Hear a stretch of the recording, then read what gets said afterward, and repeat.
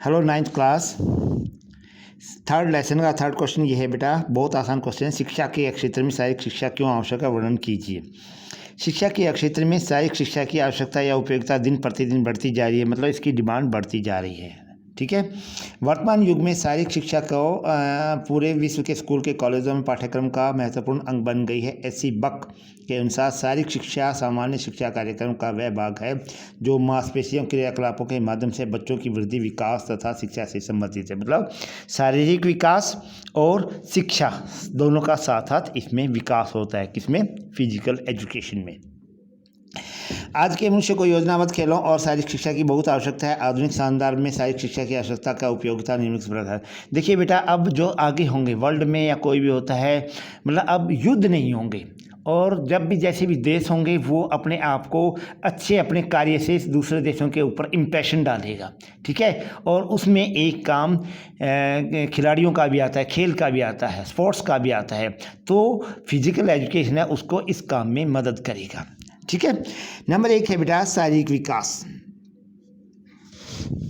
शारीरिक शारीरिक क्रियाओं के माध्यम से शारीरिक क्रिया की मांसपेशियों को मजबूत, रक्त का संचार, सही पाचन शक्ति में बढ़ोतरी तथा श्वसन क्रिया को ठीक रखने में शारीरिक क्रियाओं को अलग अलग प्रणालियों के स्वास्थ्य और ठीक रखती है। शारीरिक शिक्षा का मुख्य उद्देश्य मनुष्य को शारीरिक तौर पर स्वस्थ बनाना है। नियमित रूप से किया जाने वाला व्यायाम एक स्वस्थ जीवन व्यतीत करने वाले व्यक्ति की निपुणता सामर्थ्य में वृद्धि करता है। इसके कारण शारीरिक क्रियाकलापों में शारीरिक वृद्धि और विकास के लिए बहुत आवश्यक है। मतलब शरीर का विकास, शरीर के पार्ट्स और इसको वृद्धि करने में शारीरिक शिक्षा से शारीरिक विकास का कार्य होता है। ठीक है। सेकंड है बेटा आपका नियमबद्ध एवं वृद्धि एवं विकास। नियमबद्ध रूप से वृद्धि और विकास शारीरिक विकास का सबसे महत्वपूर्ण उद्देश्य है। सभी सजीव वस्तुएं वृद्धि करती है। जैसे एक छोटा सा बीज बड़ा होकर के भारी पेड़ बन जाता है। शारीरिक शिक्षा का संबंध भी वृद्धि और विकास है। व्यायाम करने से मांसपेशियां मजबूत बनती है। जब बेटा ये चलता है, जीवन है, ये वृद्धि करना उसका स्वभाव है। ठीक है। और लेकिन शारीरिक शिक्षा जैसी करती है तो उसी शारीरिक शिक्षा में भी मांसपेशियों की वृद्धि करना, फिर आदमी की वृद्धि करना, और इसमें यही होता है नियमबद्ध वृद्धि एवं विकास। नियमित रूप से किया जाने वाला शारीरिक अभ्यास से अंगों में वृद्धि विकास करता है। इसलिए आज हम इसकी बहुत आवश्यकता है। नेचुरली बात है बेटा, जब शरीर का विकास तो वैसे भी होगा। ठीक है। लेकिन क्या होता है, जब हम अच्छी तरह से इसका विकास करते, जब हमें इन बातों का पता लग जाएगा तो हमारा फिजिकल एजुकेशन इस काम में हमारी बहुत मदद करेगा। नंबर 3 है बेटा अच्छे नागरिकों के गुणों का विकास। शारीरिक शिक्षा खेल के माध्यम से अच्छे नागरिकों गुणों का विकास करती है। जैसे खिलाड़ियों के नियमों का पालन करना, खेलों में आपसी तालमेल, हार जीत के में संयम रखना, दूसरों की आदर करना, नियमित देशभक्ति की भावना, ये जो है ये बेटा अच्छे नागरिकों गुणों में विकास करने में ये चीज़ें बहुत सहायता होती है। कौन सा खेलने के नियमों का पालन, हर चीज़ बेटा नियम के अकॉर्डिंग चलती है।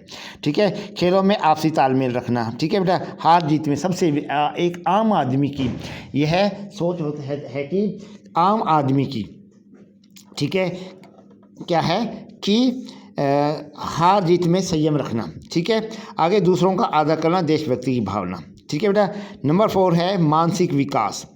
शारीरिक शिक्षा के साथ साथ मानसिक स्वास्थ्य का विकास भी होना चाहिए। शारीरिक शिक्षा और मानसिक दोनों के मिलाप से ही व्यक्ति के व्यक्तित्व में निखार आता है। जब कोई व्यक्ति शारीरिक क्रियाओं में भाग लेता है तो उसमें शारीरिक विकास के साथ साथ उसकी मानसिक विकास भी होता है। ठीक है। दोनों, जब शारीरिक विकास होगा तो मानसिक विकास, मतलब अच्छी सोच रहेगी, और अच्छी सोच रहेगी तो अपने आप सबका विकास होगा। नंबर 5 है बेटा नेतृत्व का विकास। नेतृत्व क्या होता है? किसी चीज़ का काम की बागडोर अपने हाथ में लेना। शारीरिक विकास शिक्षा के क्षेत्र में नेतृत्व का विकास के अनेक अवसर होता है। उदाहरण स्वरूप हॉकी के टीम के कैप्टन को निष्पक्षता और समझदारी से खेलना पड़ता है। कई बार प्रतियोगिताओं का आयोजन करना भी नेतृत्व के गुणों का विकास में सहायक होता है। इसलिए हमें शारीरिक शिक्षा की आवश्यकता पड़ती है। ठीक है बेटा।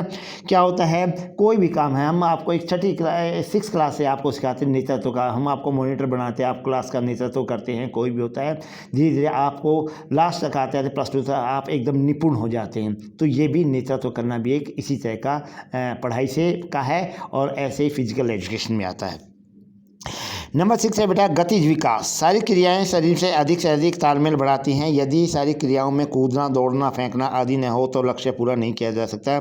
मानवीय शरीर में सही गतिज विकास तभी हो सकता है जब नाड़ी प्रणाली, मांसपेशियां प्रणाली संबंध ठीक रहे। शारीरिक क्रियाओं से विभिन्न प्रणालियों में कार्यक्षमता का सुचारू करने में सहायक होती है। ठीक है बेटा, क्या होता है कि नाड़ी प्रणाली, नाड़ी जो होती है एक शरीर की जान होती है, जिसमें नाड़ी का क्या कार्य होता है, रक्त का आवागमन करना, आना और जाना, अशुद्ध रक्त को वापस गुर्दे में डालना और शुद्ध रक्त को वह पंपिंग करके हार्ट के रास्ते और पूरे शरीर में उड़ना, ये काम चलता रहता है। ठीक है, और मांसपेशियां प्रणाली का संबंध ठीक रहे और फिर इसी प्रकार हमारा शरीर, दिल, दिमाग सब चीज़ें ठीक हो जाती है।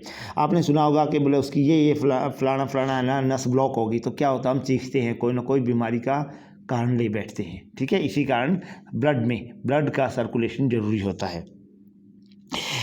नंबर 7 है बेटा भावनात्मक विकास। शारीरिक क्रियाओं को कई प्रकार से ऐसे अवसर पैदा करती है जिनमें भावनात्मक विकास होता है। खेल में बार बार विजयी होना है, हारना है, दोनों अवस्थाओं को भावनात्मक स्थिति रहना है। इसलिए खिलाड़ी पर जीत हार का अधिक प्रभाव नहीं पड़ता। इसलिए शारीरिक शिक्षा की भावनाओं पर नियंत्रण रखता है। जिस व्यक्ति को अपने समय को पर नियंत्रण होता है वह सफलता और की ओर अग्रसर होता है। इसलिए हमारी शारीरिक शिक्षा की अधिक आवश्यकता होती है। देखिए बेटा, ये जो है भावात्मक विकास, ये हर एक आम आदमी व्यक्ति में भी जरूरी होते हैं। सुख दुख आते रहते हैं, लेकिन समझदार व्यक्ति वो होता है जो सुख और दुख को एक बराबर लेकर के चलता है। ऐसे खिलाड़ी होते हैं जो हार और जीत को एक बराबर लेकर करते हैं। अपनी हार में ज़्यादा दुखी नहीं होते और अपनी जीत में ज़्यादा सुखी नहीं होते, और वो इसी करके चलते रहते। इसलिए एक आम आदमी को भी, एक स्टूडेंट को भी अपने मार्क्स कमाए हैं या कोई भी है किसी चीज़ में अगर फेल भी हो गया है तो इस चीज़ को ज़्यादा वो नहीं लेना चाहिए और आगे बढ़ने के लिए तत्पर रहना चाहिए। अगर ज़्यादा नंबर आ गए हैं तो ज़्यादा खुश नहीं होना चाहिए। नंबर 8 है बेटा सामाजिक विकास। मनुष्य एक सामाजिक प्राणी है जो वह समाज में मिलजुल कर सम्मानपूर्वक जीना चाहता है। शारीरिक शिक्षा की क्रियाओं द्वारा व्यक्ति को सामाजिक विकास होता है, जैसे कि एक दूसरे का सहयोग देना, दूसरों का सम्मान करना, आज्ञा का पालन करना, अनुशासन, वफादारी, सहनशीलता, सदाचार, नियम या कर्तव्यों का पालन करना, नियमबद्धता इत्यादि। वे सभी गुण विकास और भाईचारे में वृद्धि करते हैं। इसलिए शारीरिक शिक्षा हमारे लिए उपयोगी एवं आवश्यक है। ठीक है बेटा, ये क्या होता है सामाजिक विकास के नियम कौन कौन से, अनुशासन, वफादारी, सहनशीलता, सदाचार, नियमों का, आज्ञा का पालन करना, मतलब रूल रेगुलेशन को अच्छी तरह पालना, किसी को अपनी बातों से तंग नहीं करना, कोई भी होता है अड़ोस पड़ोस में सब बांट करके रखना, भाईचारे की बात, बहुत सी ऐसी होती हैं जो समाज को ऊपर उठाने में हमारी ये सहायता करती हैं। नंबर 9 है बेटा स्वास्थ्य शिक्षा का ज्ञान। स्वास्थ्य शिक्षा के लिए स्वास्थ्य संबंधी विशेष जानकारी होना आवश्यक है। शारीरिक शिक्षा व्यक्ति को अच्छा जीवन व्यतीत करने में मार्गदर्शन करती है। शारीरिक शिक्षा के स्वास्थ्य के शिक्षा के अंतर्गत जन संपर्क में के रूप में कार्य करती है, जो सेहत और लोगों को जानकारी प्रदान करती है, लोगों को अपनी आदतों और जीवन व्यतीत करने तरीकों का विकास करने की प्रेरणा देती है। कौन सी है बेटा स्वास्थ्य शिक्षा का महत्व। स्वास्थ्य शिक्षा में वो सब जानकारियाँ आती हैं जो कैसे आपको अपने स्वास्थ्य के बारे में ध्यान रखना है और दूसरों के स्वास्थ्य के बारे में है। जब आप स्वस्थ रहेंगे तो देश तरक्की करेगा। ऐसी बहुत सी बातें हैं जिसमें आप ये फिजिकल एजुकेशन में सीखेंगे। निष्कर्ष क्या है बेटा, उपयुक्त विवरण से स्पष्ट है कि शारीरिक गतिविधियां नियमित रूप से वृद्धि करने में सहायक होती है। इसलिए शिक्षा के क्षेत्र में शारीरिक शिक्षा को अति आवश्यकता पड़ती है। इसकी उपयोगिता देखते हुए इसका क्षेत्र दिन प्रतिदिन विस्तृत होता जा रहा है। अतः हम ये कह सकते हैं शारीरिक शिक्षा हमें विशाल स्तर पर सर्वप्रिय करना चाहिए और इसे न केवल शिक्षा के क्षेत्र तक सीमित रखना चाहिए बल्कि इसे ग्रामीण या अन्य क्षेत्रों तक भी पहुँचाना चाहिए। मतलब कोई भी बेटा व्यक्ति हो या कोई भी जगह हो, फिजिकल एजुकेशन से ये चीज़ें अछूती ना रहें, मतलब बिना ज्ञान के न रहें। हर जगह जहाँ भी होता है हमें अपना ज्ञान फैलाना चाहिए। ठीक है बेटा, आपका ये क्वेश्चन, थर्ड क्वेश्चन पूरा हो गया बेटा। +1 क्लास, 9th क्लास सॉरी। आपको ये जब भी स्कूल रीओपन होगा आप ये क्वेश्चन करना है। क्वेश्चन क्या था बेटा हमारा, शिक्षा के क्षेत्र में शारीरिक शिक्षा के क्षेत्र में शारीरिक शिक्षा की क्यों आवश्यक है, वर्णन करिए। ठीक है बेटा, थैंक यू बेटा।